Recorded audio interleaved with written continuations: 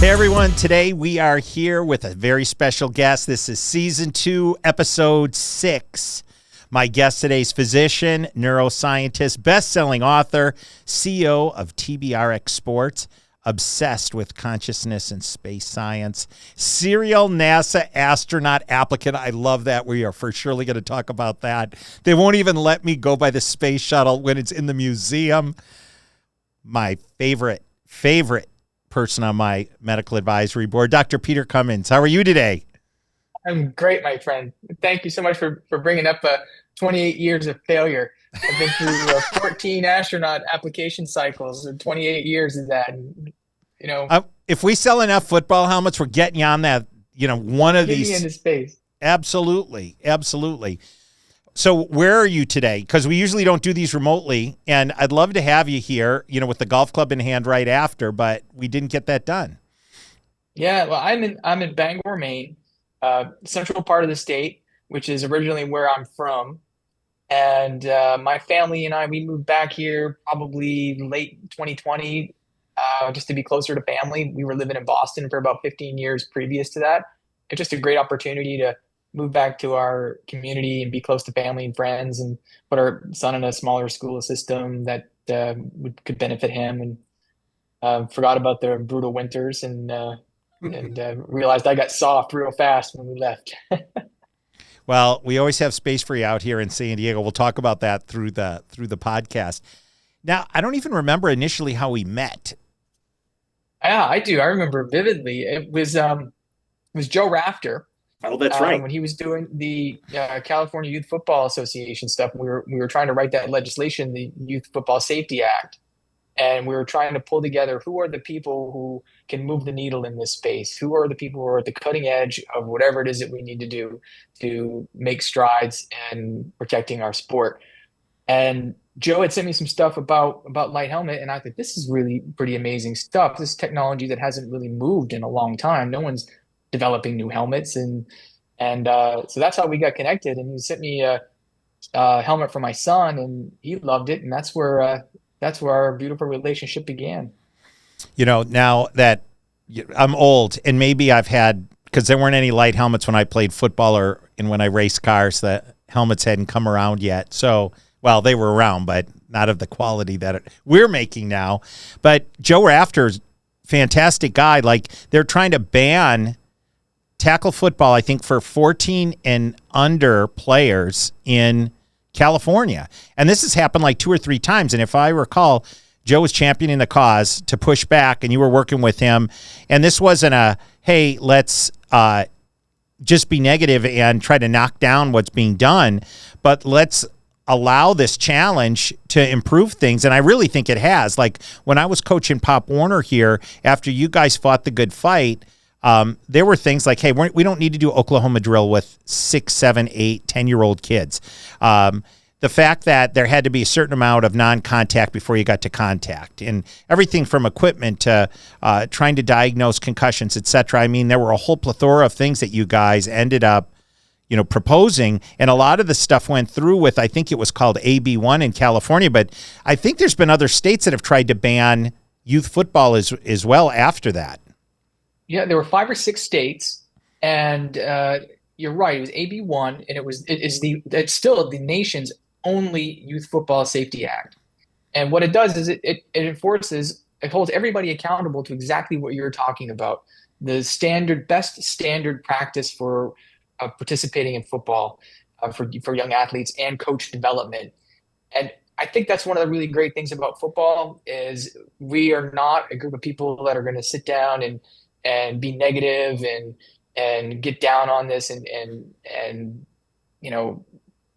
burn the house down. We're going to fix it. But, we're proactive people. Football has taught us to be resilient, and that's what we did with this. We said, let's be positive.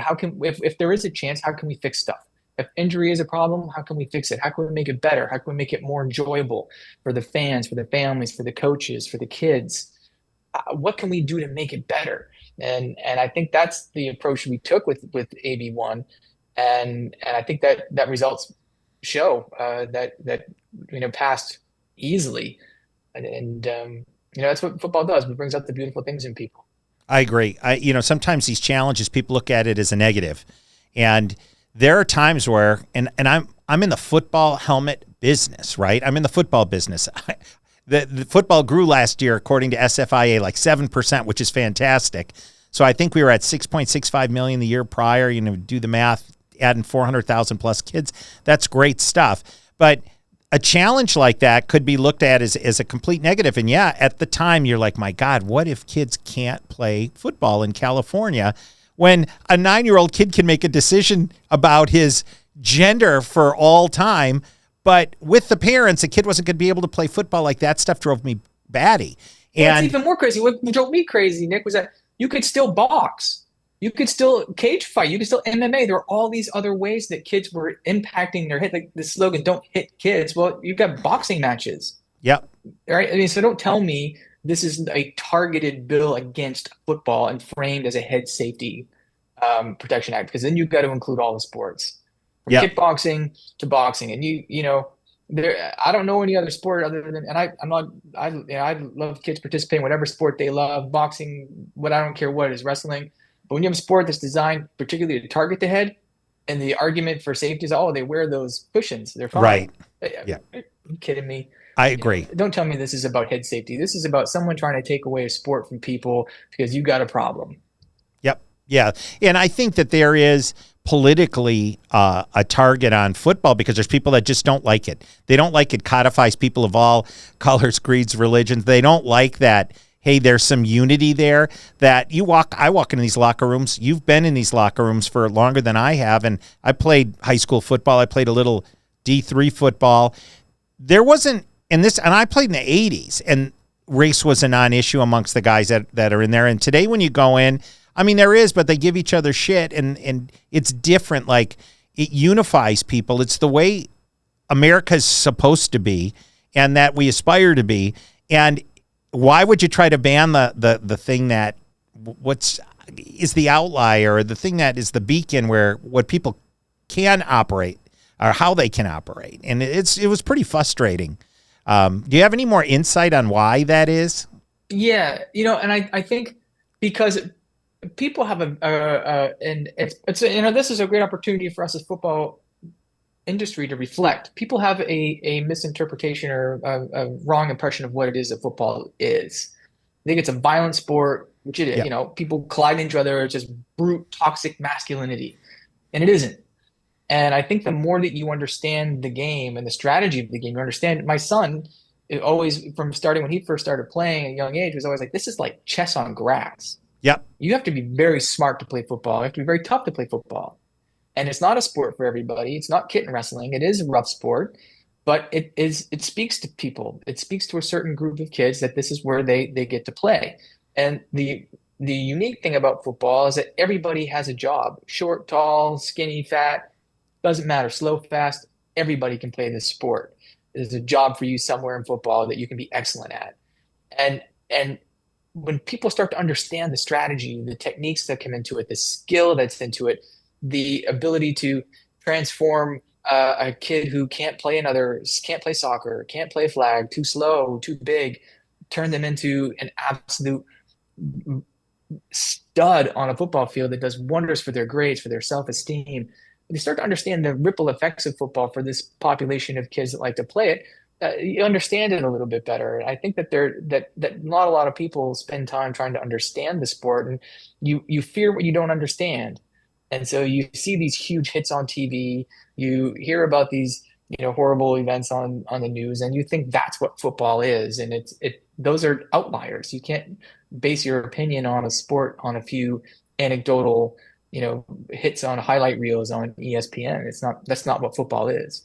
Yeah, no, I totally agree. And 40 years ago, there were even more kids playing football, even though the population was smaller.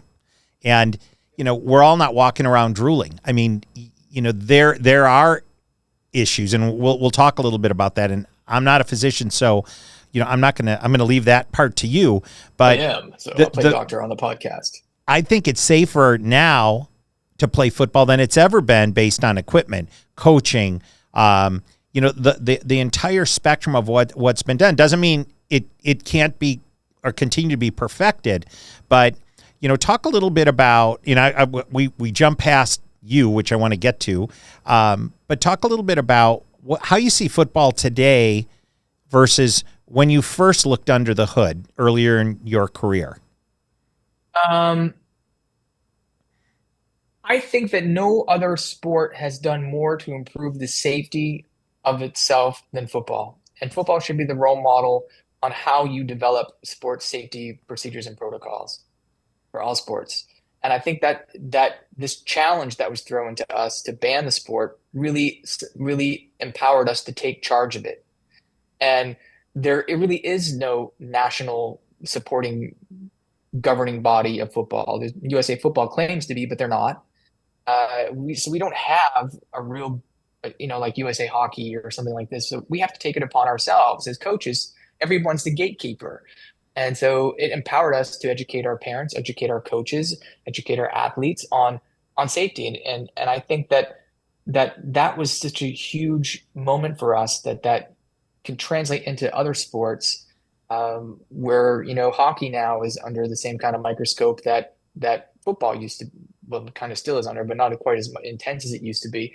We can show hockey. How do you band together? How do you become really positive? How do you empower your people and your communities to take charge of something that they love? And I think that was a real special thing that I took away from my experience with all of this.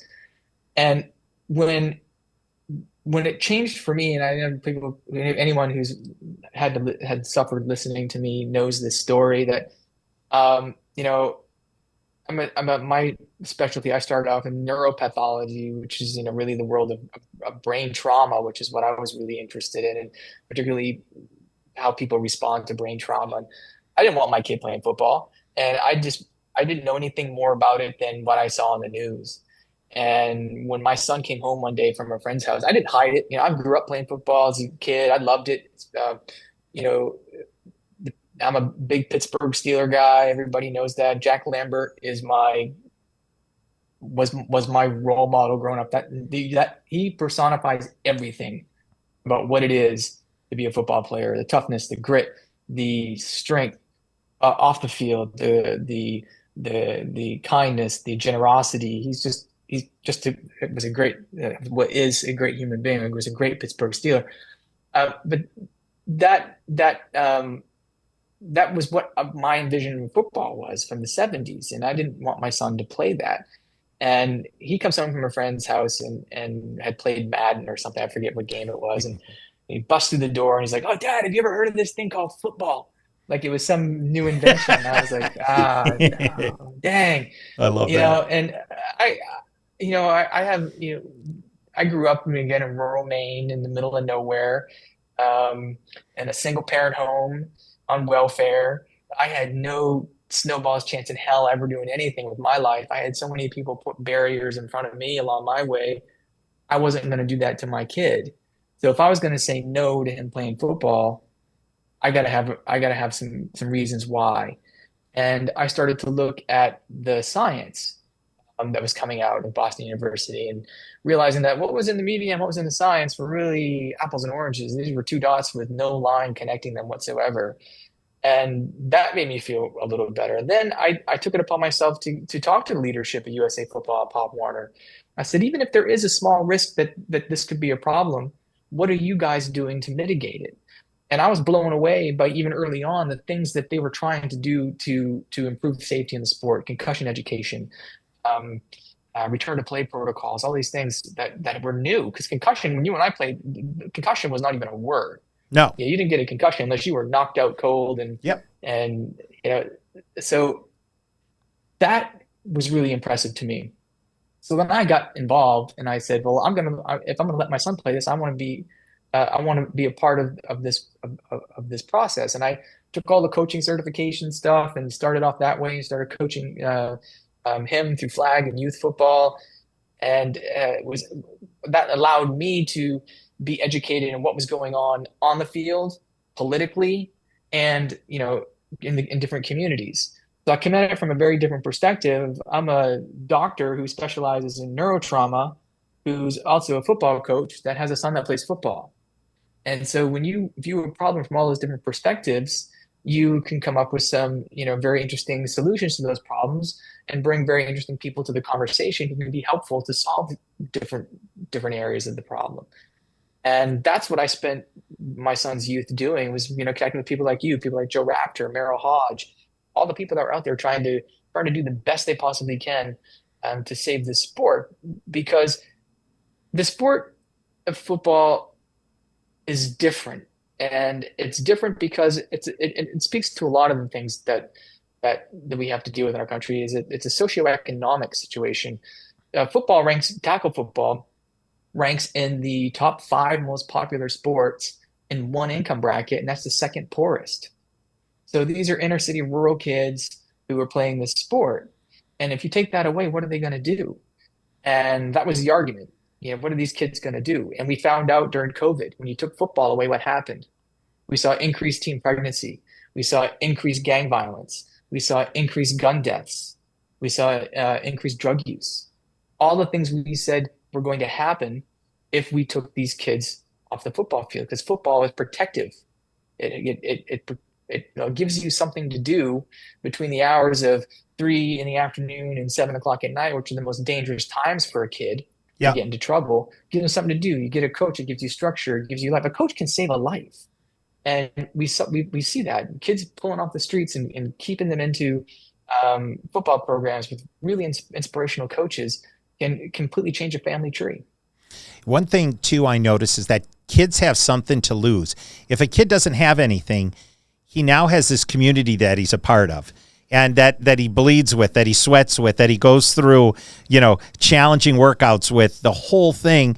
And the kid doesn't want to lose that. And the guidance that they get and the direction that they get and the discipline and the goal setting and, hey, man, I got to be perfect for 8 seconds. I can't let my emotions get the best of me between plays. 15-yard penalty hurts my buddies. It doesn't just hurt me. And all of those small components aren't present in every other sport. But, why doesn't the media talk more about the positives ever of football? Like, the NFL is obviously a huge brand, and I think they do a great job of marketing. They're very organized. Hey, there's a storm we got to shut down, man. They have all the contingency planning done. They do a fantastic job. I think they're doing a decent job on the health tech safety side. We'll talk a little bit about that. I think there's room to grow there. But why doesn't the media ever talk about, hey, this is what happened when we didn't have football? Or, here are the positives. They'll pick, out of 6.65 million kids playing, they'll pick a fatality out from a congenital heart defect or someone was overheated or whatever that is. And not that those aren't tragedies, but we never hear the positives. And I don't necessarily understand why that is. That's media for you. If it bleeds, it leads, right? And we all know that the media is not a place for us to get our scientific information from. And science by press conference is dangerous. And we've gone through that through a number of incarnations over the past 5 or 6 years of what happens when media has become editorialized and not informative. And I actually, we'll get into the book Brainwash, but before we get into that, I actually own the website. That's not fucking science.com. Because I was going to start writing about all of this stuff that's in the news that's just not science.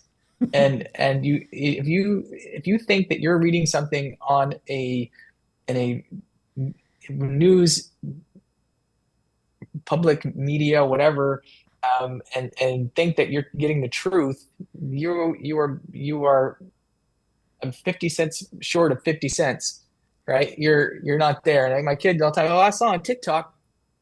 Yeah, Well, good luck. saw it on TikTok, it's got to be true, right? And that's, one of the bad things of the internet is that, if you put it on the internet, your keyboard warriors, whoever's got the most followers and the most visibility is the person who's telling the truth. Yeah. And that is something that's very hard for science to deal with because science moves at a very slow pace and people don't like that. And with things like concussions, concussion, I think is been an amazing thing for science where it's taught us so much about the brain so fast. And even that has been very slow. And we're in a real-time science experiment here, and people don't like that.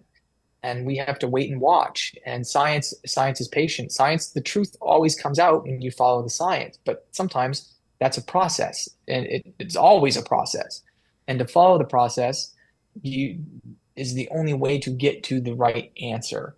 And because it can take time, and people don't like not having an immediate answer, people like tragedy, and people like negativity, and people like to see horrible, tragic things and doom scrolling. That's why we don't hear the positive stories about football. You don't hear about the people that left the NFL and became neurosurgeons.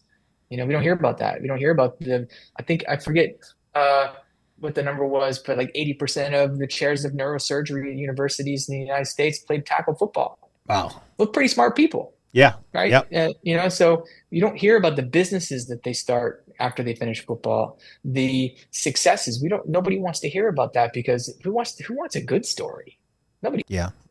It's true. And the leadership that spawned out of the game, like, I just use my own example, and I want to hear yours, is I showed up in high school, I was 100-pound kid, and I did lack confidence. And by the time I got out of high school and 4 years of football, that had changed, right? And over time, it impacts all of these kids. Like, I can go into a youth program or a high school locker room to a kid that signed a deal making $8 million a year at a big college, polite, articulate, thoughtful, go through the list, and disciplined, go through the list. And it brings people together, and you don't see that in other aspects of life, and it's not celebrated, or at least I don't see it as celebrated as much as it could be in football, with the exception of people that are involved in the game. Like, if you're a parent, my former wife, she was very nervous about my son playing, my younger son. And now when you talk to her, she's like, it's the best thing that we ever did. It built his confidence, his resilience, his grit. Now, did you play as a young person? I mean, I want some background there. We got to hear Yeah, about I did that. up until high school, and then I didn't play in high school, and then I played as a grown up. I played into my 40s, and got some pretty bad injuries that told me that I wasn't 18 anymore. And my wife How said, are you played as you're an going to stop adult? this. Yeah, we had some leagues up in Massachusetts. I used to on Saturdays and go out and play with a bunch of guys, and it was brutal. I got hit so hard one time the sole flew off my cleat. It was brutal. But old guys out there still trying to prove they got it is the worst kind of thing you can get yourself involved in.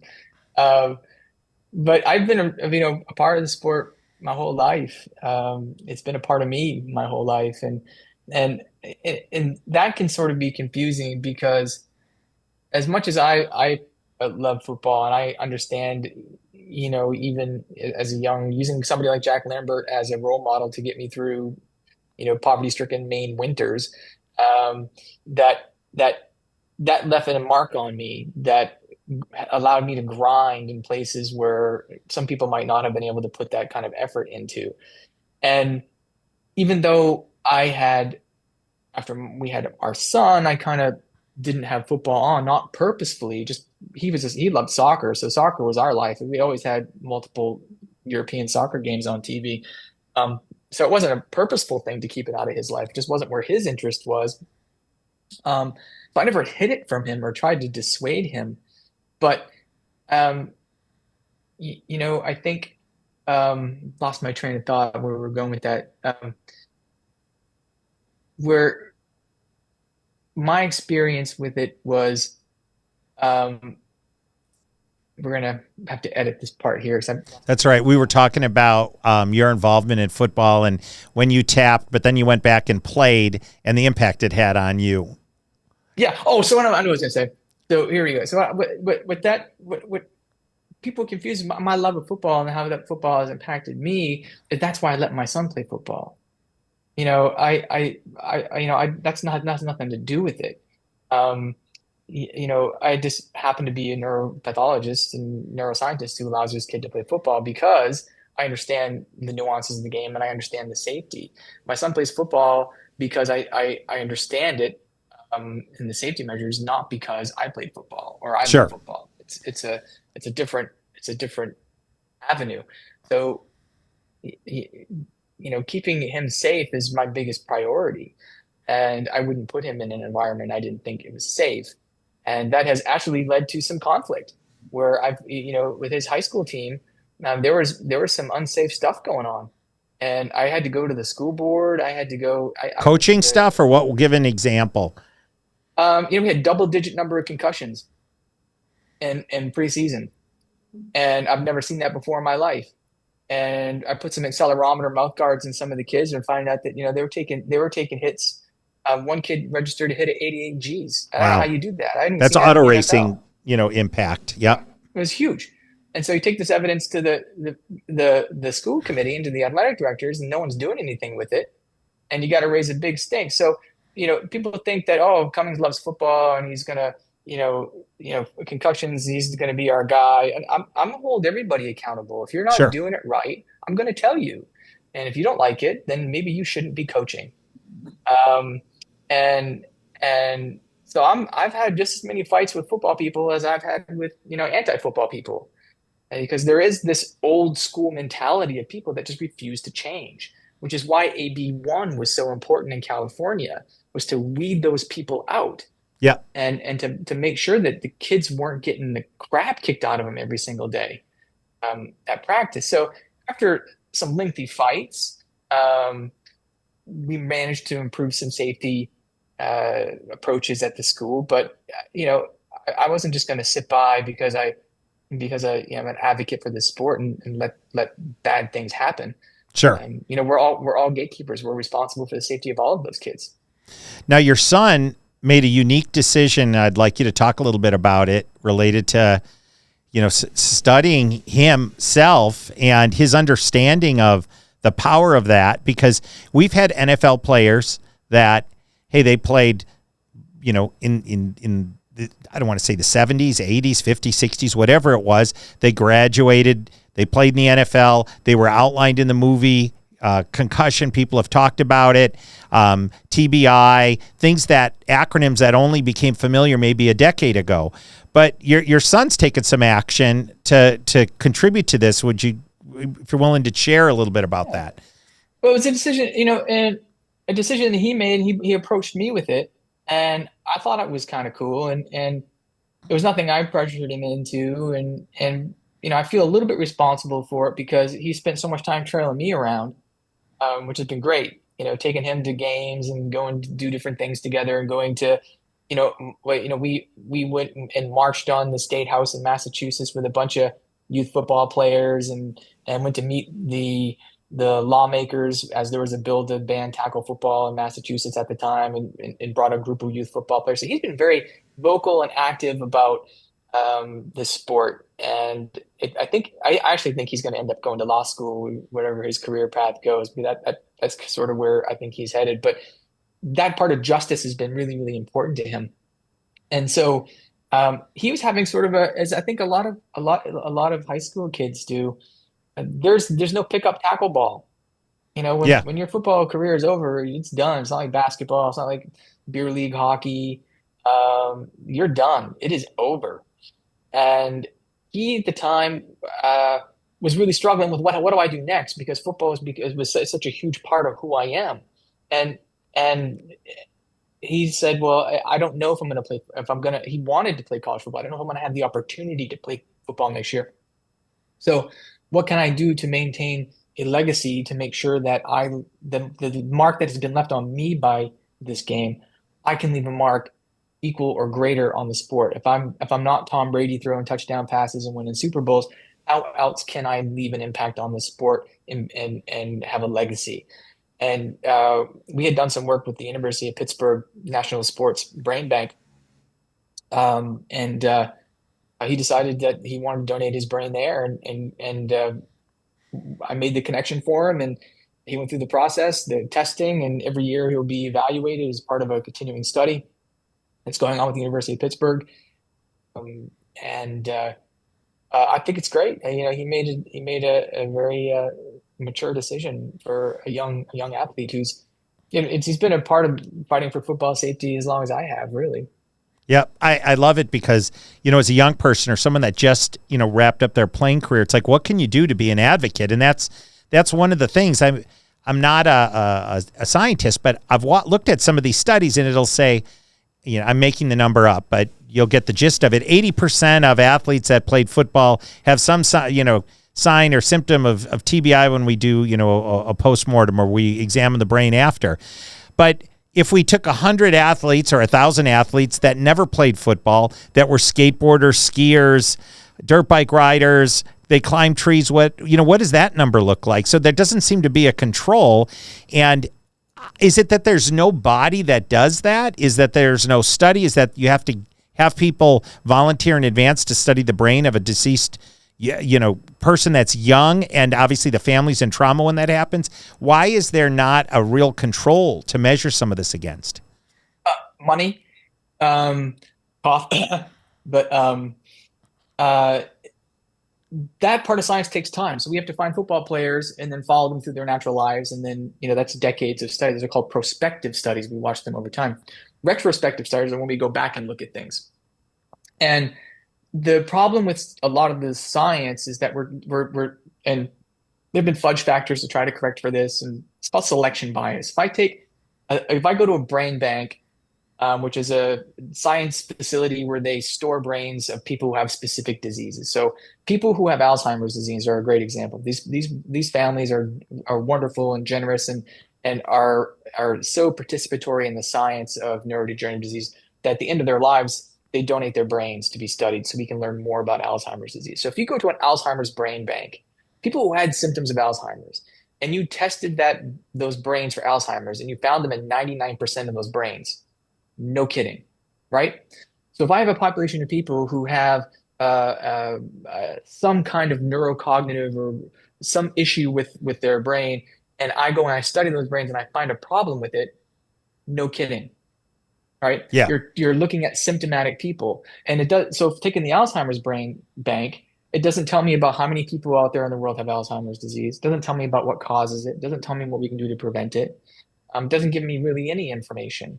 And that's the problem with some of the studies that we have looking at TBI in the athletic population. If you go and look to your point, if you go and you look deeper in there are probably more cases of people with histologic evidence of what is called CTE and people who didn't play a contact sport than people who did. How does that happen? And they're infants, 1-year-olds, 2-year-olds. How does that happen? So there's a lot of questions that we need to answer about what the pathology that is being seen is. That's a very different thing than a concussion. Concussion and CTE are not the same thing. And people who may get concussions could possibly have symptoms of that concussion if it's not treated properly for decades. And that's not CTE, right? So we can help those people. And so what I think we see is a artifact of the lack of treatment that we gave concussions in the 70s, 80s, and 90s.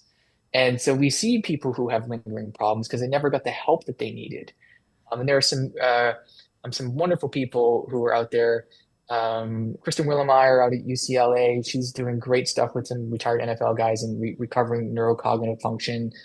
There's a lot of great, the book Brainwash, the whole entire second half of that book are things you can do to improve your brain health. And this is the book that you wrote with Merrill, right? But the book we wrote with Merrill, yeah. So there's things you can do. There are different treatment approaches. It's not as scary a word as it used to be, but don't get that confused with CTE. And the protein that falls out into the cells and becomes problematic in CTE is called tau, and it's a normal protein. It's part of the structure of the neuronal cell wall, and it when the cells break down, they deposit this protein. Happens with normal aging. Happens with several other neurodegenerative diseases. It's a very non-specific finding, and when we look at neurodegenerative diseases, and we're going to nerd out here, it's probably hopefully as deep as I'll nerd out on you, Nick. When you look at them under the microscope, you'll see the proteins collecting in the neurons. There's no correlation between the amount of protein that you see and a clinical symptom. We haven't been able to figure that out yet. You can see people with high levels of proteins in their brain, but no real clinical symptoms. And you can see people with really bad clinical symptoms of neurodegenerative disease without really a whole lot of protein in their brains. We haven't even figured that out yet. So tau is, we don't know enough about it yet. It's a finding. We don't know what causes it. We don't know what it causes. But we do know that concussions happen, and we do know that we can be better at treating them. And we do know that if people can, the small percentage of people that do have lingering problems after a concussion, we can help those people. And so when you start throwing gasoline on this and flaming it up like this is a progressive disease that nobody recovers from, that's not true. That's not true at all. We see that clinically. So if you, let's say you have you're talking to parents, their kid played in week 2 here at La Costa Canyon and they got dinged. They have a concussion. Where do they go? Where do they start? What should they do? Yep, and that's a really great question. And yeah, this from here on, from here until probably mid-November, my text and email is going to be full of those questions. And the real kind of thing that's great, again, a concussion is a word, it's on everybody's mind. Um, we're we're really cognizant of it, so we're very hyper aware of it, which is great. But it has allowed an entire industry to pop up of people who think they can treat concussion who can't. Mm-hmm. And so you have to be very careful. A concussion is like a hamstring. You can treat it. If you don't get the hamstring, if you don't treat the hamstring properly the first time, you have a chance to tear it again. If you don't get the concussion taken care of the first time, you're going to have problems down the road. So we've got to be able to try to find the right people to the right doctors to who have the right treatments. And there's a wide range of people who do this. Um, if if I hear do nothing for 2 weeks, no screen time, sit in the dark, no phone, no school, don't do anything for 2 weeks, stop playing football, find a new doctor immediately. Somebody who is up to date in how we treat concussions and how we go through return to play and return to school, return to work protocols will know that we've got to get the brain working as fast as possible. Just like a hamstring. If we give it rest, it gets worse. So you want to find someone who is going to be really proactive with you and try to push the limits of what you can do with your brain. And and word of mouth is probably just as important among the football community. Who did you see? Um, but it's hard, and that's what I do a lot. There's a few handful of people. I'll say, well, who do you know in Texas? Who do you know in Alabama? Who do you know here who can do this? Because not all concussion care centers, not all concussion physicians are equal, and uh, it's a hard question to answer because there's so much diversity. But the one thing that if it's a arrest and don't do anything, that's a red flag that you want to find somebody else.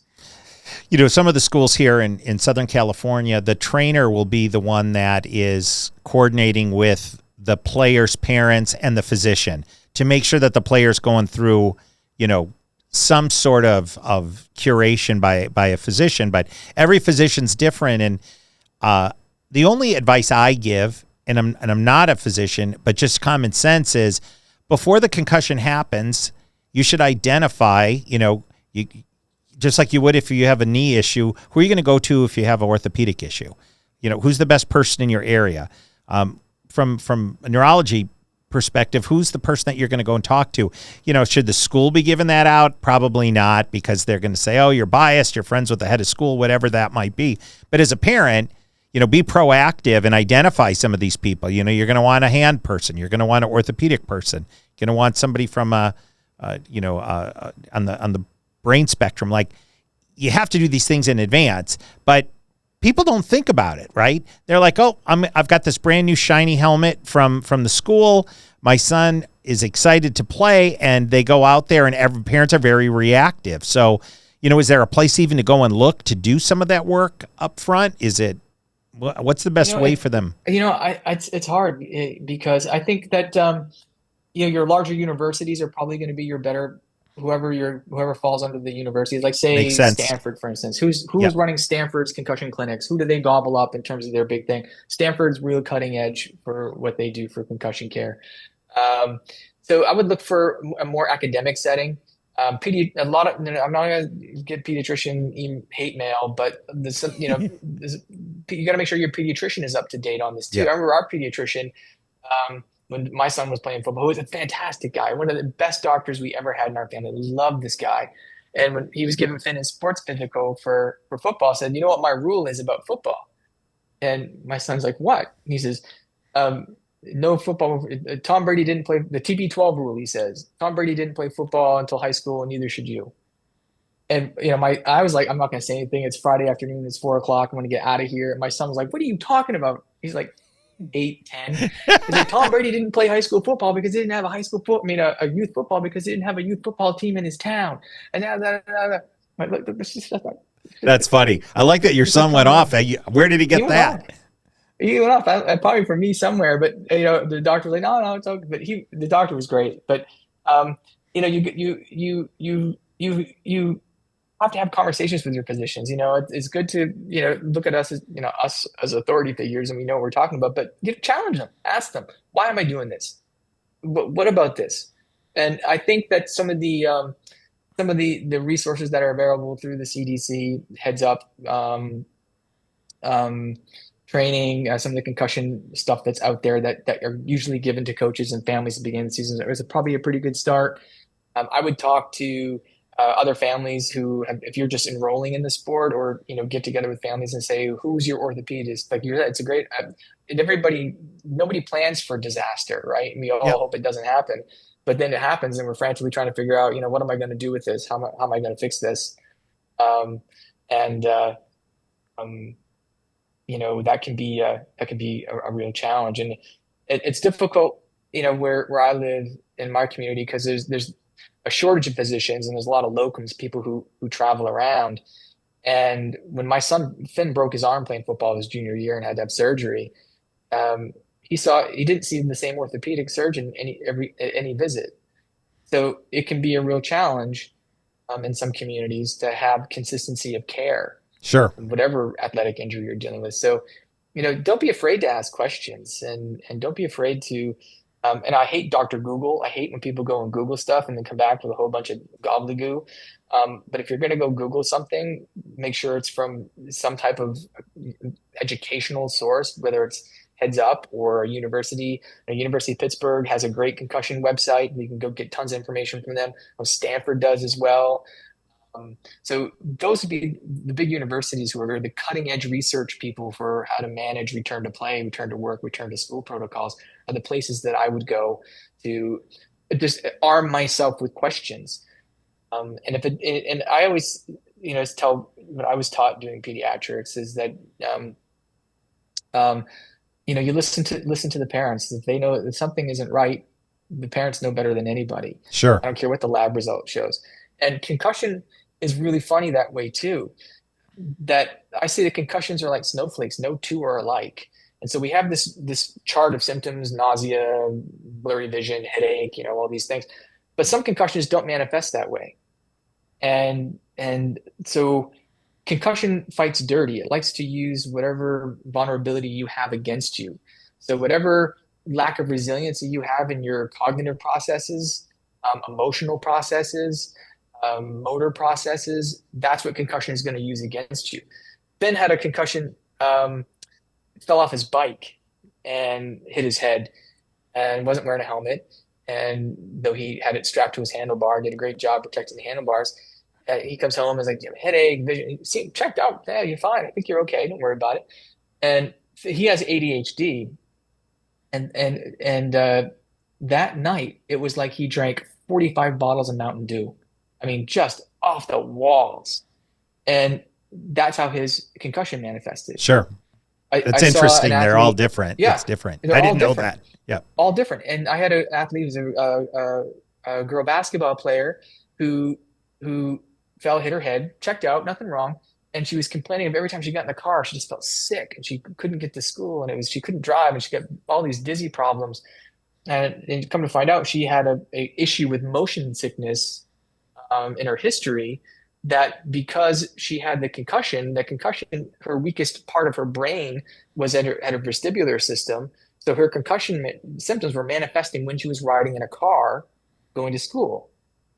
And interesting. So that's her concussion. Yeah. So everyone's a little different, and you can easily blow that off and think, that's, why are you being dramatic? Like if you're too tired, if the kid all of a sudden is tired or really hyperactive or he wants to eat more or eating less, and it's difficult with children because a lot of the things that fall into the window of concussion symptoms are variants of just daily behavior. One of the things that we don't give enough attention to is mental health, and the idea that when what I use as a tool that helps my clinical judgment that's really no nonsense, published, validated data is an app called Sportgate, and it does I think I know you're familiar with it. Yeah. We do a cognitive test, it takes 7 minutes, Connor's continuous performance test, and we do a gait test, so we watch kids walk. That gives me a lot of really interesting data points on where somebody is within their concussion window because they're all so very different. And as we have tools that allow us to measure these things, we can start to find those cases that don't fit the traditional concussion kind of cookie cutter of headache, blurry vision, and then we end up not putting kids back onto the field before they're ready, or back into work before they're ready, back driving a car before they're ready. Everybody seems to be a little different with their. I have really mild dyslexia, and I did a stupid Pete trick where I was doing a 1 rep max hang clean and press, and I forget how much weight it was, Nick, and I brought that bar up and I nailed myself right in the chin with Oh, it, and I was goofy, man. I was concussed, and but the way that it had manifested, not just with the head, but I got my dyslexia went off the charts. I was writing gibberish. wow. So you that allows me to also target the therapy. So you do dyslexia um, therapy, occupational therapy, vestibular. If you have vestibular symptoms, you do targeted vestibular exercises that help rehabilitate that problem. So whatever unique thing that is being shown, that's what you have to treat. You can't cookie cutter this and put kids on a treadmill and expect them to feel better. You've got to find out what the symptom is, what it is, and poke it until it improves itself. You think about it, like there's 6.5+ million kids playing football, and this is something that's on everybody's radar. Yet there really isn't a place to go to other than your physician, which it sounds like it's a bit of a crapshoot because you may have your general. You may not go to a neurologist right away. Most people, especially if you're in a rural area, you're probably just going to go to your GP, and you're going to get different feedback from everyone, and it's not necessarily a good thing. So it's challenging because people come to us, right? They're like, hey, you guys are protecting the head. You got a bunch of docs in your advisory board. But like you said, the snowflake analogy is a good one in that all of these are a bit different. When you went and you decided with Merrill to write the book Brainwashed, what prompted that? I mean, because some people look at that as a controversial book. I think it was a courageous book to write, but what got you to go out there and write that book and be such a big part of the forward-facing component of that ideology? Yeah, it's controversial to people who don't like science. Um, you've yet to have anybody come to me and say that anything scientifically is incorrect in that book. Yet to have been criticized on the science, been criticized on the title. Yep. But when you're trying to scream into static, a book called Brainwash: The Bad Science Behind CTE and the Plot to Destroy Football catches your attention. Yep. You couldn't call it anything else and get attention to get people to look at the book. And the people who criticize it are the people who never read it and who won't read it. I don't care about them. We wrote this book for parents. And the way that it came about is Joe Maroon, the team neurosurgeon for the Steelers, and I became really good friends. After I wrote a op-ed for Yahoo Sports about why I let my son play football, we were at the New England Patriots Pittsburgh Steelers AFC Championship game, and I'm wearing my Steelers gear, and my son's wearing his Patriots gear, and we used that picture in the Yahoo article. So I get a call from Joe Maroon, which was phenomenal to me because he's been such a champion of head TBI and safety.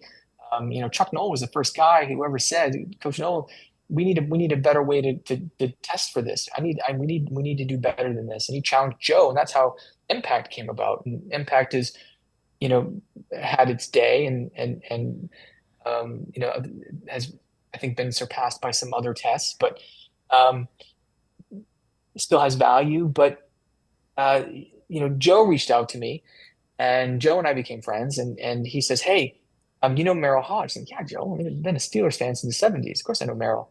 He says he's interested in writing a book about this, and I wonder if you talk to him. I think you might be a really good person to help him with it, understand the science. I said, "Sure."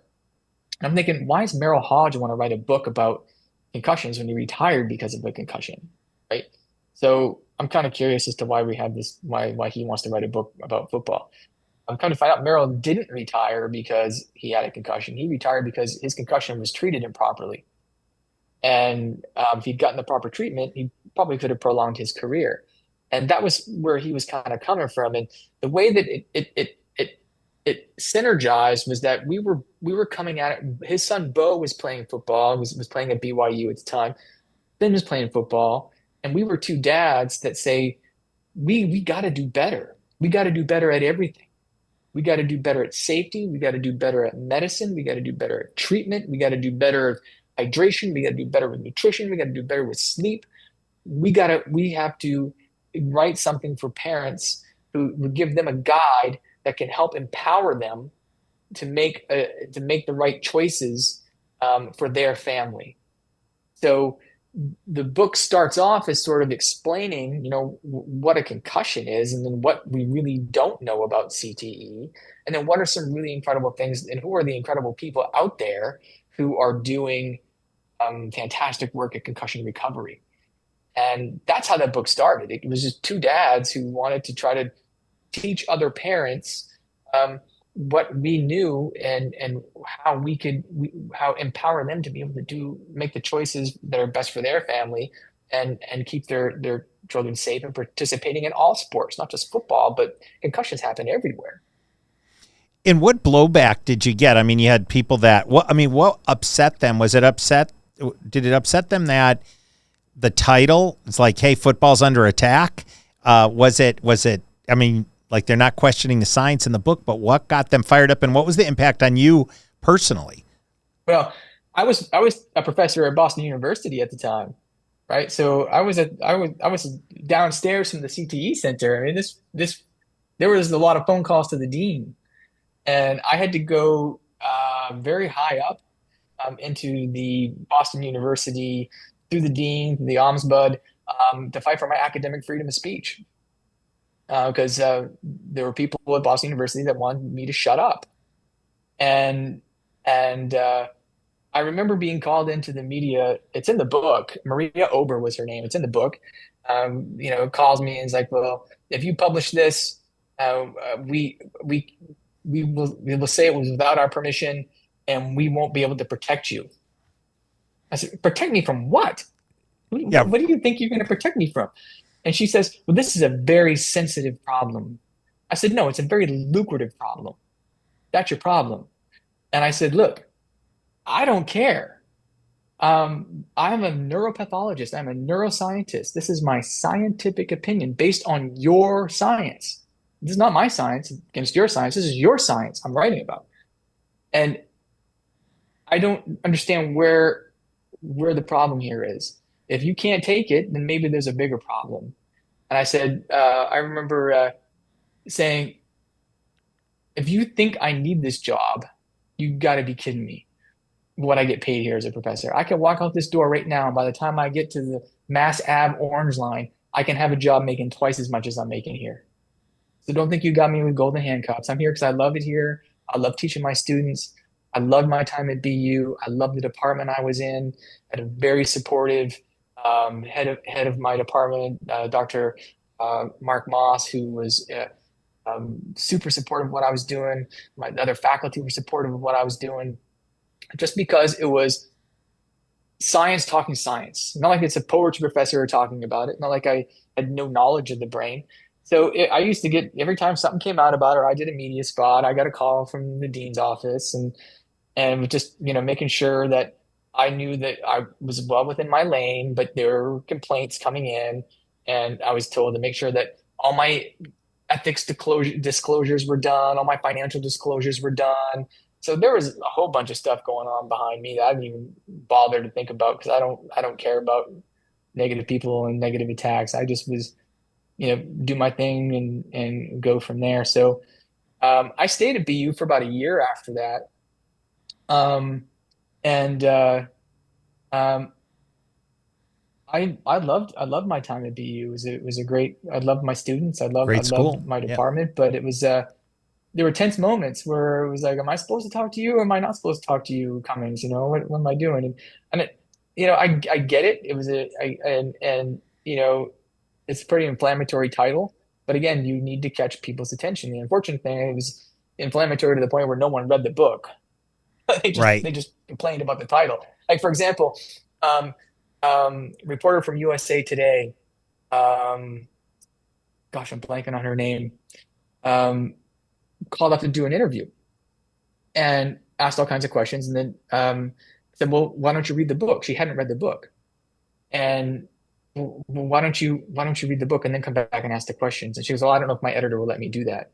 So the USA Today wrote a whole article about our book without actually having read it. That's crazy. And yeah, come to find out, the reporter, I can't remember. I wish I could remember her name now. I'd love to give her a shout out um, because it was slander. Um, is a huge part of this anti-football machine. Yeah. So it was it was set up. It was a setup, and how I don't understand as a credible reporter how you can write a story about a book you never read. Well, we see it all the time, right? I mean, you could pick any topic in modern politics, and you'll have people talking about fighter jets. They don't know anything about them. They'll talk about firearms. They'll talk about health and science. They'll talk about economics. No clue. They're regurgitating talking points, and I don't want to go too far off the reservation in this conversation. It'll have devolved quickly, but like in your case, I remember when we first had met and I had purchased a copy of the book and I read through this and I was just shocked at why anyone would have issue with what was written. I mean, I thought it was well thought out. And then, keep in mind, like, as we're digging into things here, we were the target, right? At the time when we started this company, Visus was the golden child. They were building helmets that were twice the weight of our helmets. They tested extremely well in the lab. They're still in business, but now they're part of Shut. And, the NFL goes through some great expense, and they have a lot of smart people at the table in their testing, but nobody sees the on-field data of what helmet, how it performed real world at the end of the year. There's helmets that have been out there for 5, 6, 7 years. There's a lot of data there, and no one sees that data, and it was frustrating for us because we couldn't get our hats passed, initially through the NFL testing. And when we added weights, the helmet, just by putting, tape on it, lead golf tape, the helmet's performance, went up to a point of where we would have been in the top category. Now we've gotten through all of that and maintained the philosophy of keeping the helmets lighter, and I want to talk about that next, but the science is just lost. Like, we have these hypotheses, and this is how Virginia Tech rates something, or this is how the NFL rates it. And how do we judge that that's really what happens on field? And, I think there's some great work done by both the NFL and Virginia Tech, but there's so much more to learn. And we had our struggles early, and when we tried to self-advocate, and not my opinion, but the opinions of our physicians or opinions of other studies, man, we just got blasted. And, it's a tough business to begin with one company that's got 75% market share. And then you have the NFL that's such a large brand. So you got to be on, TV on Saturday and Sunday to be able to sell a different iteration of that helmet at the high school and the youth level where all the volume is. But, your book getting beat up, once I read it, I was disappointed, but I also knew that you were one of the guys that we needed, because you didn't give a shit what anyone said or thought, that you were going to do the right thing.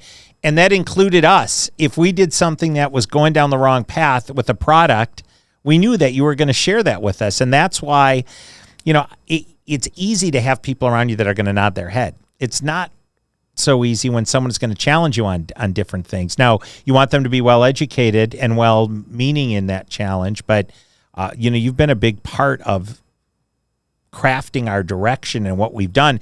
And also at times when we've been on a knee, to be able to say, hey, you guys are doing the right thing. Keep going. Look all that's been at what's been accomplished. How do you feel that, and this is a generic topic, but right now our Apache Pro helmet is the number 2 quarterback helmet, position specific in the NFL. We've got one starting quarterback out of 32 wearing it. Now we probably have a dozen quarterbacks wearing it collectively. Why do you think that that's the case, right? Like, is it that the equipment guy doesn't put up all the posters, so they only see the general poster and not quarterback position specific, which you can talk a little bit about position specific in that concept as well. But what do you think the resistance is? I've got my opinion, but I want to hear yours. God, there's so much to unpack on that. Gosh, I want to hear this one. I'm sipping a coffee. I'm going to start at the end and I'll work my way back through it. I don't, the helmets are weird things for players. And there's almost like maybe a superstition or a security blanket. This is the helmet I've had my whole career. I'm not changing.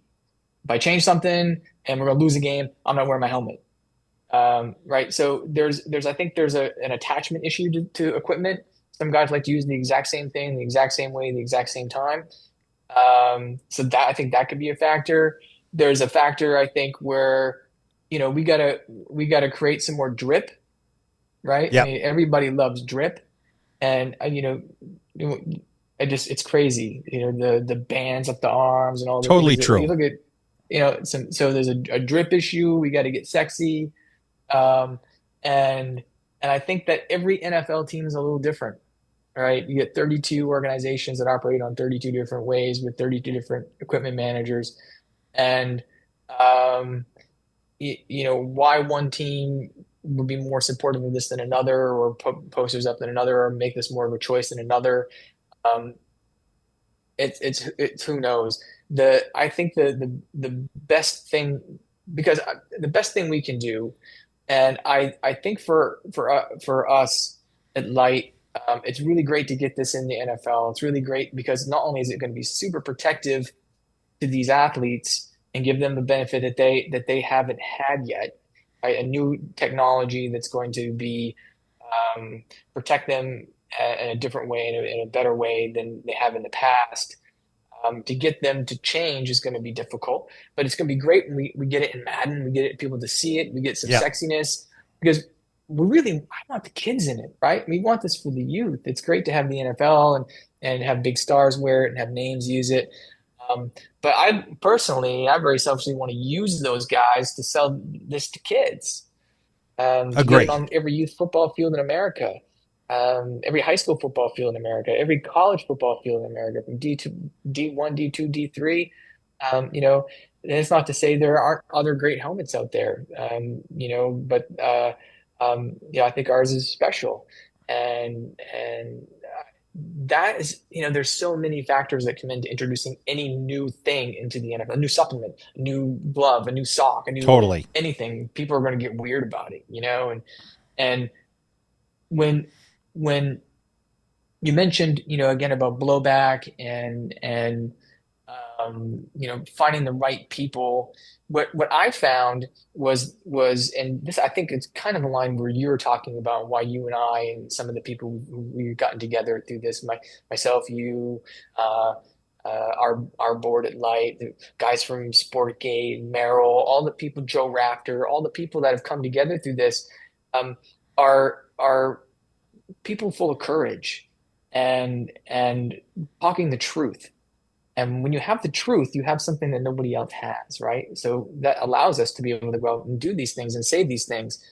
And that's what I think makes us special, is when I started writing these things and talking about it, the number of people in the neurotrauma community that said, "Oh, thank God somebody's saying something." Because nobody else wanted to do it. Yeah. You're glad it wasn't me.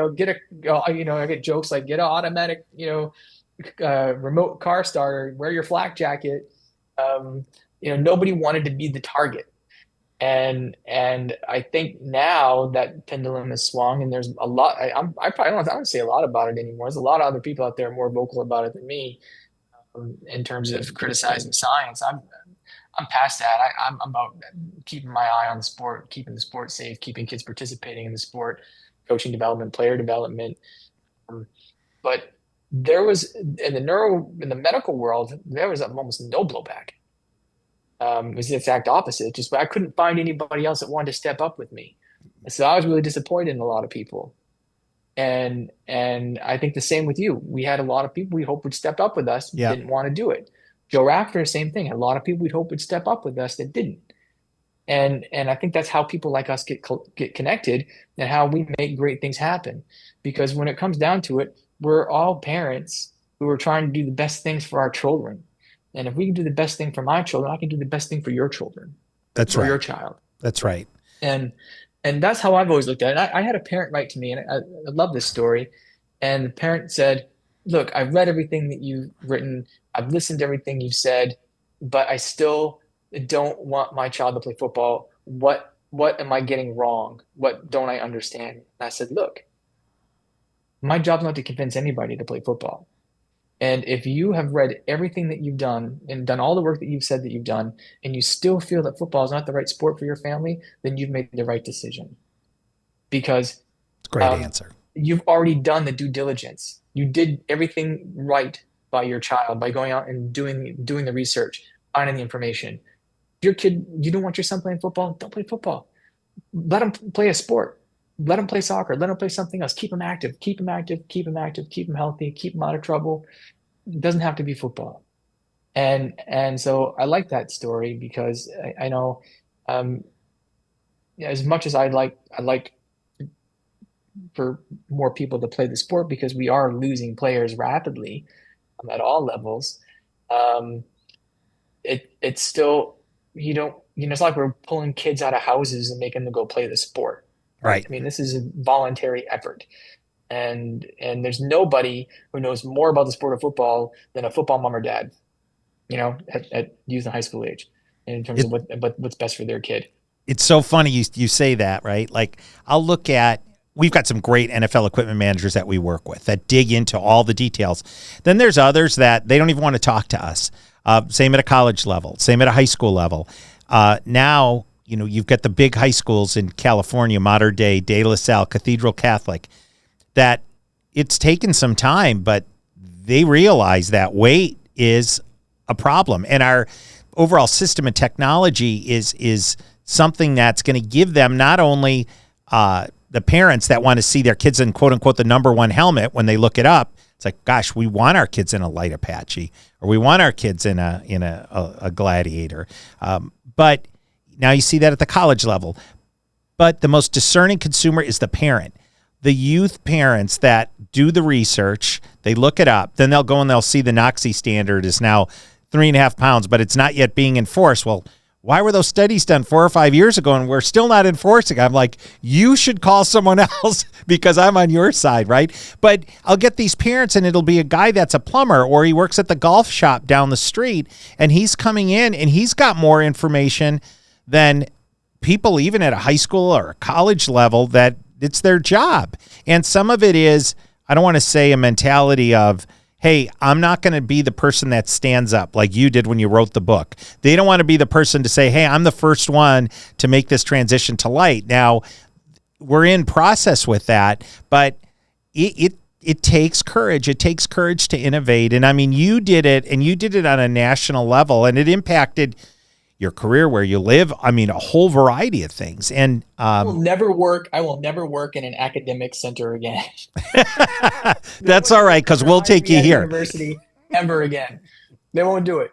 Even still, they won't do it. But the great thing that happened to me with that, Nick, and we can lead into this, is that that a really important part of that book, was uh, connecting with Tom Brady and Alex Guerrero, because what they were doing at the TB12 Center was NASA level work with concussion. They were taking people who had struggled for decades and making them better.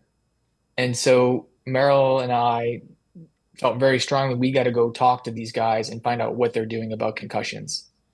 And through that process and getting to meet both of them and particularly Alex and see what his techniques are, um, that was transformative for me. That changed the entire trajectory of my career. I ended up coming into TB12 as very short-lived as their medical director, to try to get what they were doing with TB12 into mainstream science, because the results were phenomenal. Recovery rates were incredible. Re-injury rates were phenomenal, but we needed science. And Tom says, I don't need a paper to tell me that this works. And I said, no, Tom, but every other doctor in America does.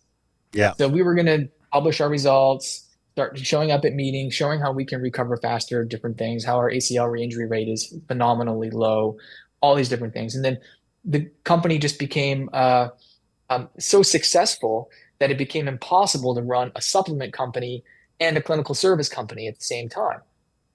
And it was about this time I was really starting to develop as their medical director and take that clinical service to the next level, that we split and we formed TBRX, which is nobody knows what the heck TB12 is anyway. Is it an exercise? Is it Right. protein? Is it a Yep. workout? So we took it as an opportunity to rebrand and call it Total Body Recovery. So that's what it is. And so we branched off, and TB12 still does all those great supplements that they do, and all the things that they do that's product related, and we do all the stuff that's service related.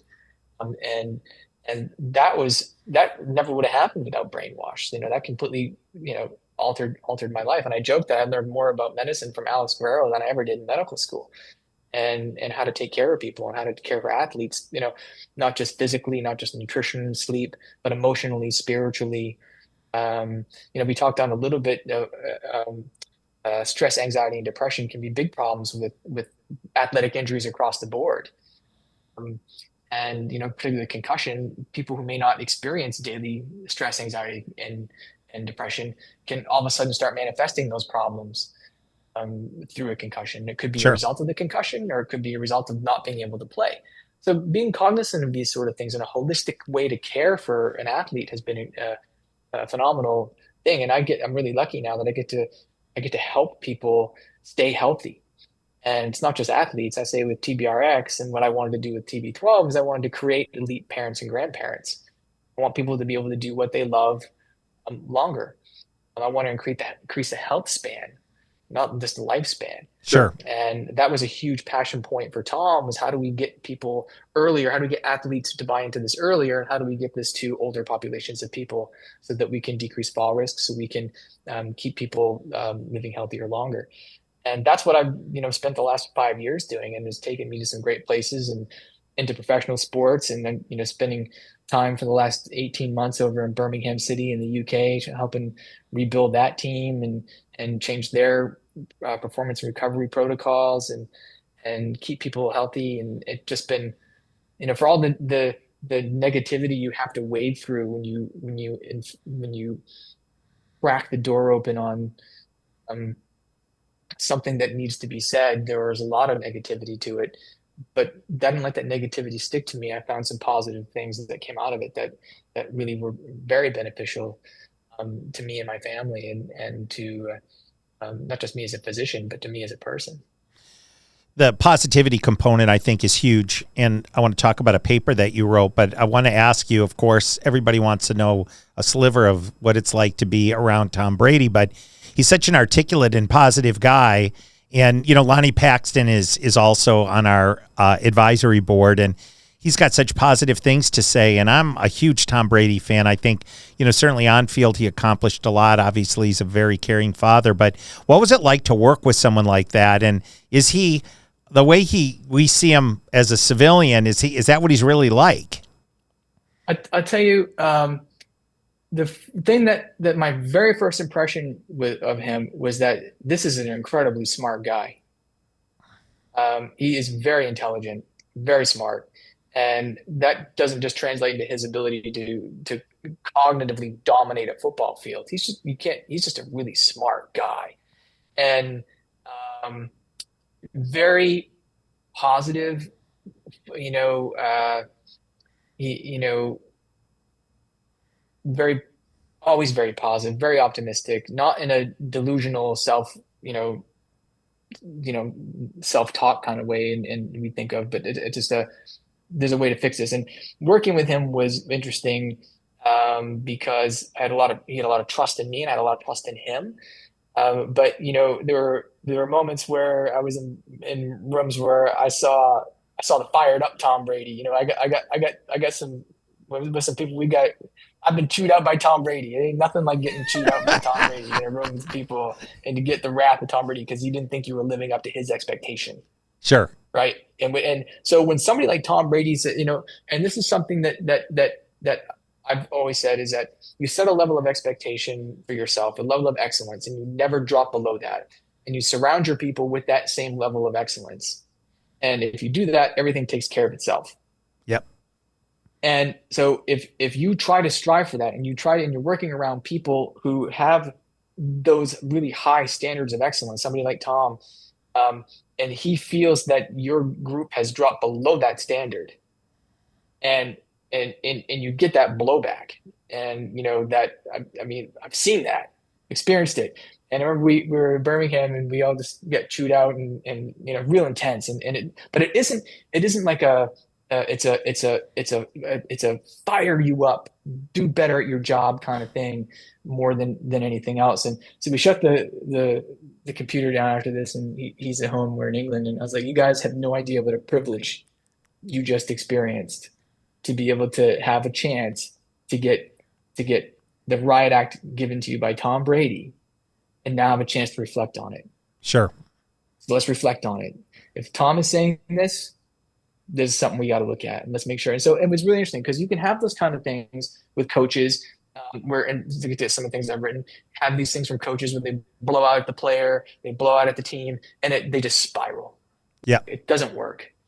This was in a way that was intense, yet asked you if you were doing enough. And so I was kind of worried how the staff was going to respond to it, but everybody took it as, okay, what can I do better?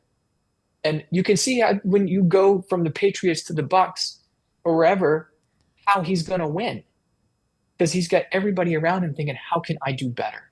Sure. What can I do better? How can I work harder? How can I? And so that was a very incredible moment for me. And I've known him for a long time before that, where all my interactions were super positive and nothing.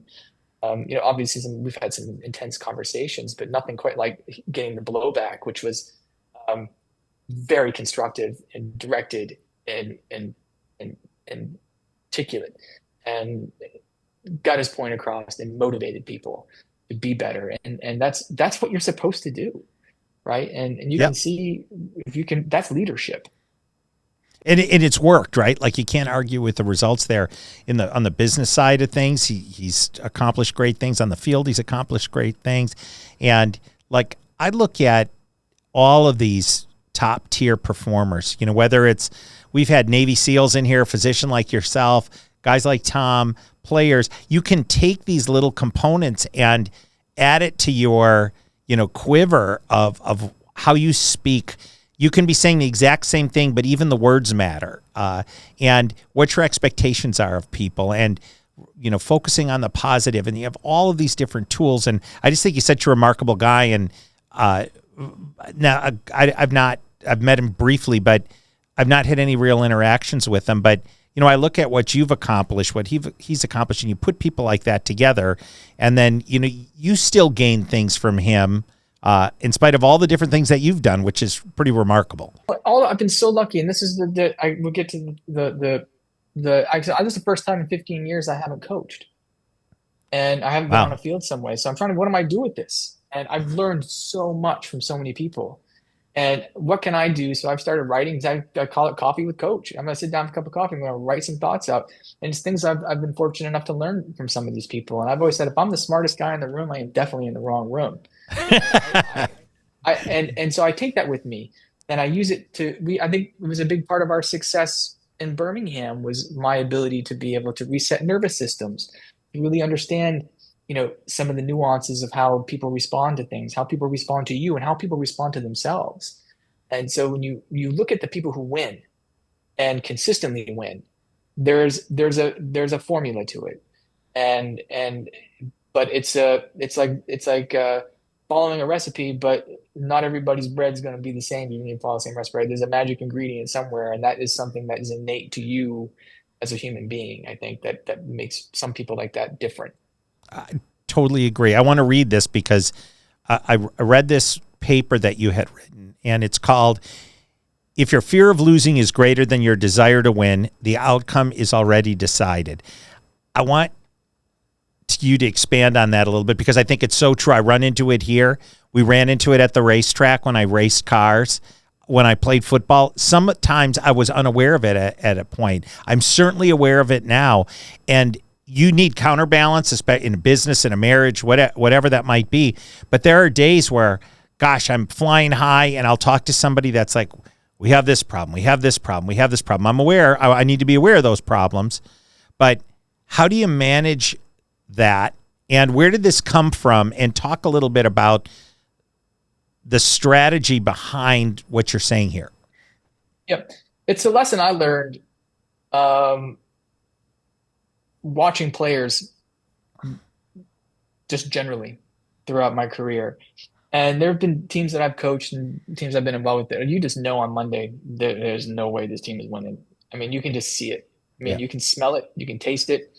And you go out, people think you go out to the field and you play every given Sunday, but a lot of those games are sometimes decided already in the week where the team just isn't up to it.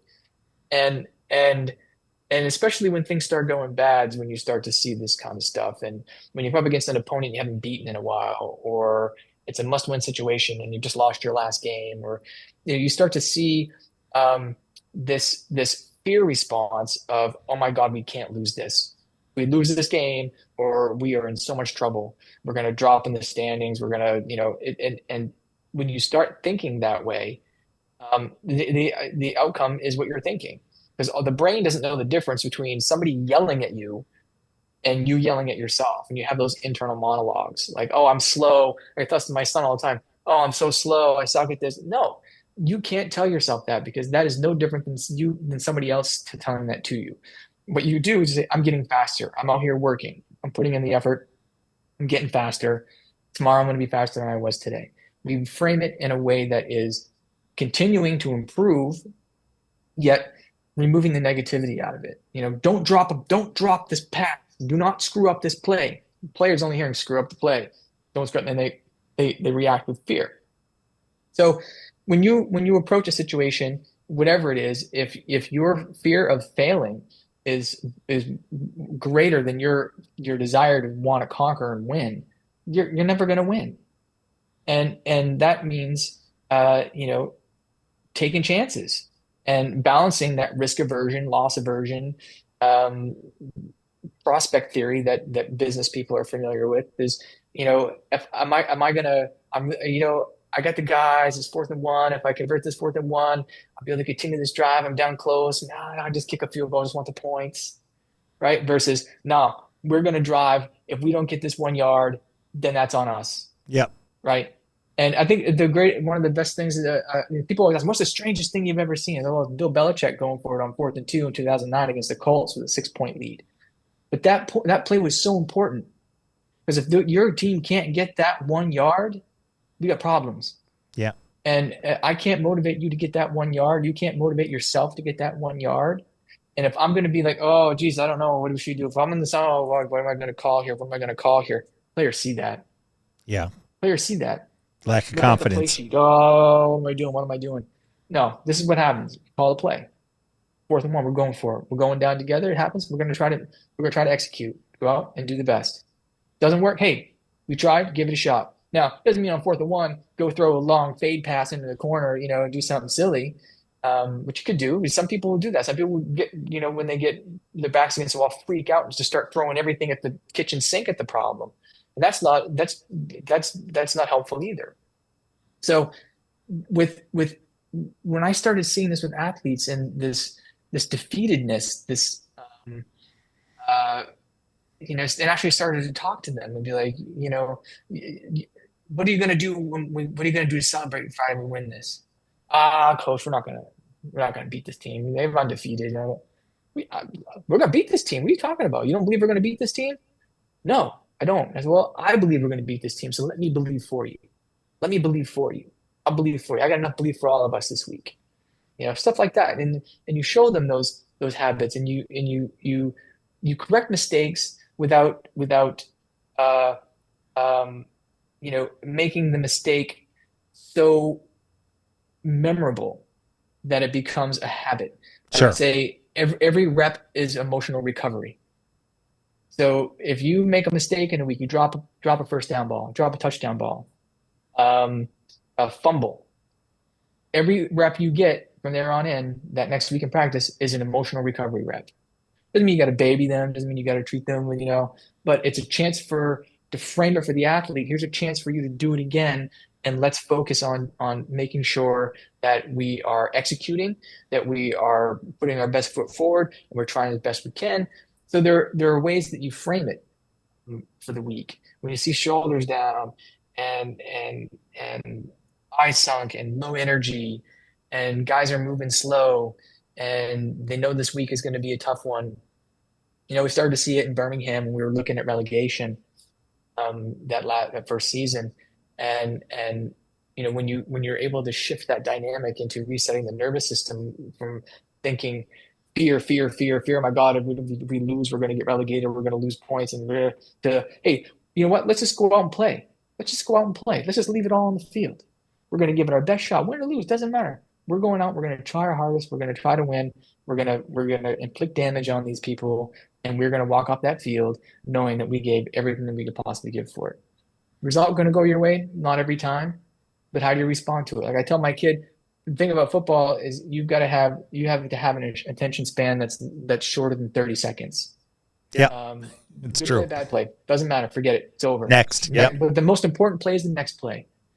And so when you start incorporating those negative self-talks, those and that's infectious, right? When you start not believing in yourself, that becomes infectious. And you start not believing in a team or a play. You're like, oh, I don't want to run that. We didn't do, that's infectious. And players can smell doubt and fear in a coach and a staff and an organization like sharks smell blood.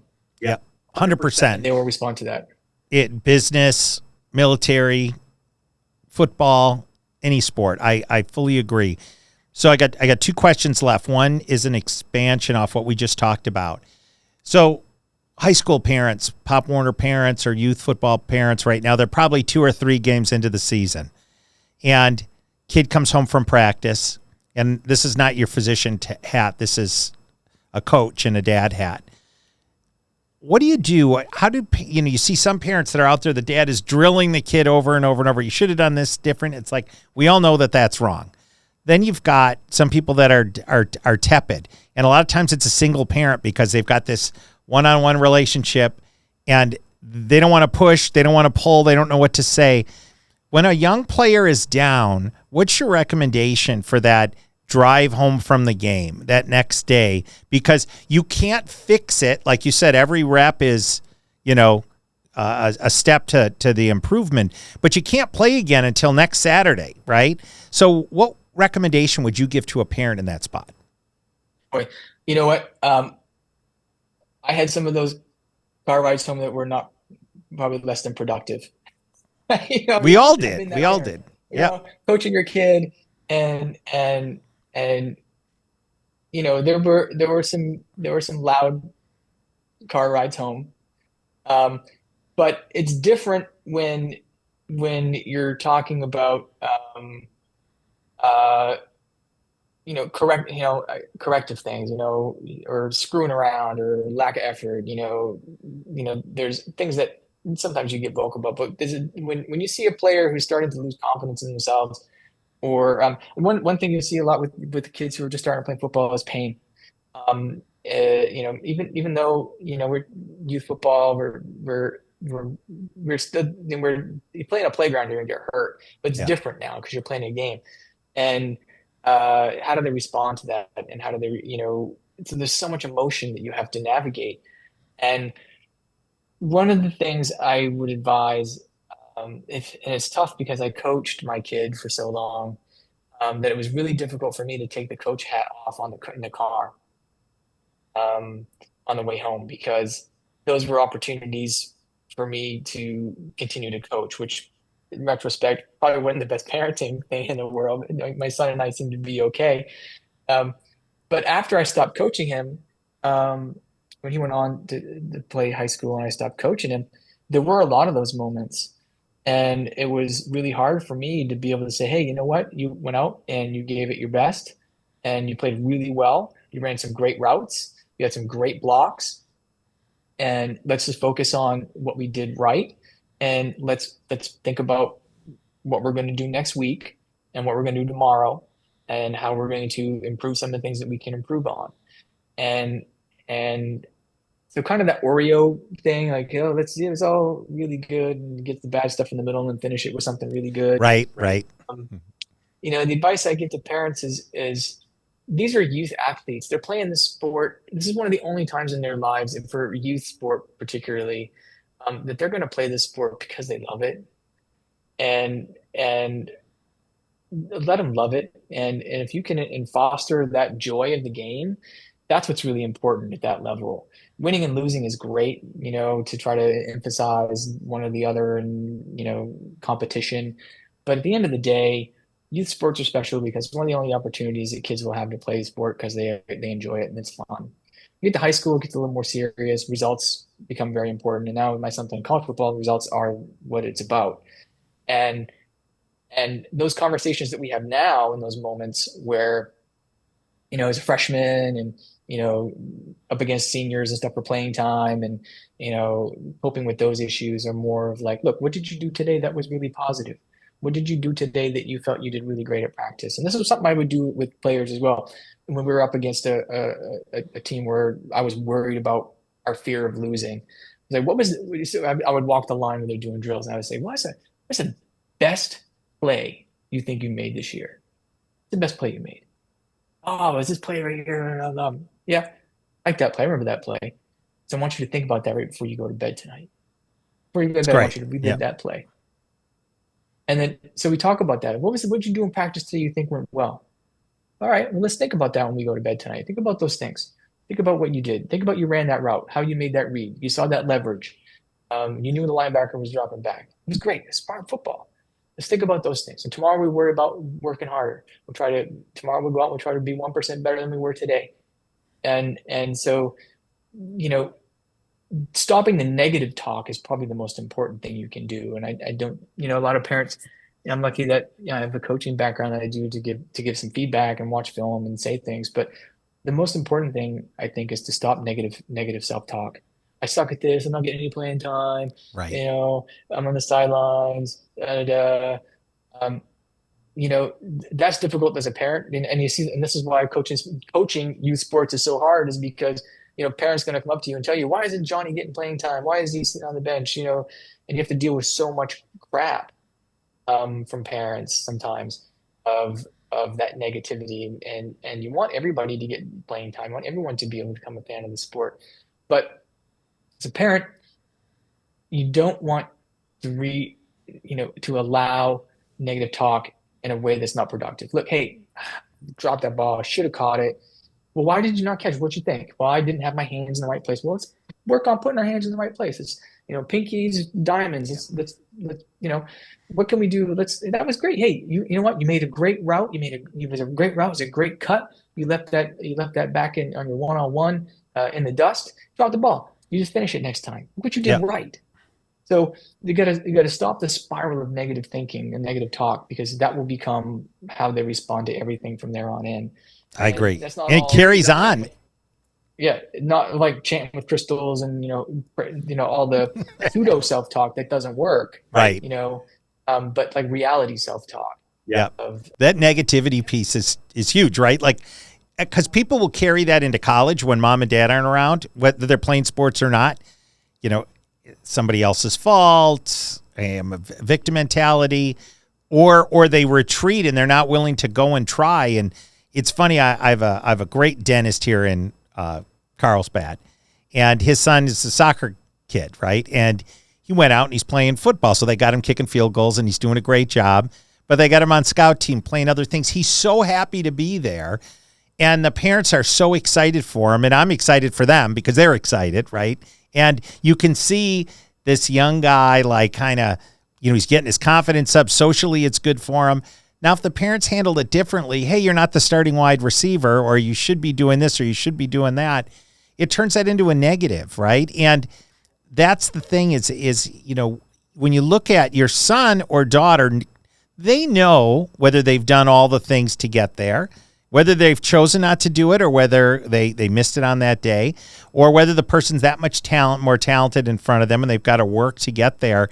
But I think a lot of times as parents, and I've been included in this, where you're pushing the wrong buttons at times and you're making that good experience. They could be having a good experience when they're the second string, Z, and all of a sudden it's not. And it's because of the parents' intervention in that. And I think you're being positive, that Oreo concept, but also, hey, what did you do great today? What's your best play? All those positive things, and capping with that gets that kid to think that way, and it gets them in the habit of thinking that way. And that's some pretty positive advice. So I get a takeaway from everybody on those, and that's the one I'm documenting. I'm writing a book of all these high-performing people that I've been blessed to have around in these podcasts. So I have one more question for you, and you're an accomplished guy, father, coach, doctor. I mean, the list goes on. What do you want to be remembered for as a person? My son. It's a great answer. He's my legacy. The person he is just remarkable. And to see him now in college and being the person he is, and being so independent and being so ready for it, and taking on the challenge of playing college football and dealing with the ups and downs of that, and living on his own and doing his own laundry, and just constantly getting feedback of just what a wonderful, pleasant child he is, a young man that he is to be around. Um, that is what I think is the only thing I care about. I wouldn't, and I wouldn't be here this if it wasn't for him. This is all about, trying to make the world a better place for him, and allow him an opportunity to grow and do the things that he's able to do. And I think, dovetailing on where we just left off with that last question, is the thing I think that we've been able to build together with a family. Because my wife's a huge football person, right? I mean, she loves football. She's a big football mom. And is that we've been able to create resiliency. And that's the idea of the car rides home, when you get home for practice. Not what did you do wrong, what did we do, what did we like, what did we enjoy, what can we do better next time, what can we be better prepared for. And building in that ability. Like now, when I get calls and things happen that he's not pleased with, it's more of like, yeah, I know, and I ran the wrong route, and this is what happened, and I see it, and I did it, and so he's able to self-analyze without being critical, and able to translate that into situations where he can improve himself and improve his chances and improve his opportunities. Whereas a youth athlete, he would spiral, and that's just a maturity issue. So some kids are going to spiral, and you have to sometimes let them do that and build resiliency once the spiral has kind of slowed down. And I think that is an important lesson that we've got as a family from being a football family, and that resiliency that he shows on a day-to-day basis, and the friends he chooses, the decisions he makes, and the people he surrounds himself with are wonderful people. And again, that's how you judge judge somebody, is the company that they keep. And that's what I want to be remembered for, is the way he turned out. Oh, I love that. And hopefully get to spend a little time with him at some point. You need to come out for a game, and you need to, yeah. You should come out and bring some helmets and share them all around, and make it a business trip up into into Vermont. Do it when the Leafs are peaking. I love it. Well, it's coming up pretty quick here, and I am going to be out east. Hey, I want to thank you for, one, being here today, but more importantly, being a part of the Light team and keeping us honest, being positive. I would say personally, I've had some, rough days as we've gone through pandemic and fighting the giant in the industry and pushing back sometimes on the NFL, and we continue that. But there's no way we could have done what we've done without guys like you, not only as based on what you've accomplished standing shoulder to shoulder with us, but the motivating and the talking at 11 o'clock at night. And those things are important because we didn't have people if we didn't have the people that stood up next to us, like when you wrote the book and you're kind of waiting, man, there have been times where I'm looking around and I'm like, man, I'm waiting. And you and a handful of other people have been there throughout this. And that's why we are where we are and why we'll even be more successful as we come up. But I think even one notch beyond what you've done for Light is just the sport in general, and being an advocate and having courage and going out and sharing the truth when it's not always popular, and not worried about the political ramifications. And today, specifically meaning today, because some events happened, we were watching the news before we walked in here, regardless of what side somebody is politically, to have the courage to go out and open dialogue and continuing to have that courage is critical. And you haven't done that as an event. You've done it collectively across your career. So I want to thank you personally, but I also want to thank you on behalf of the sport for all the things that you've done. I appreciate you being here today with us. Oh, thank you. That means a lot,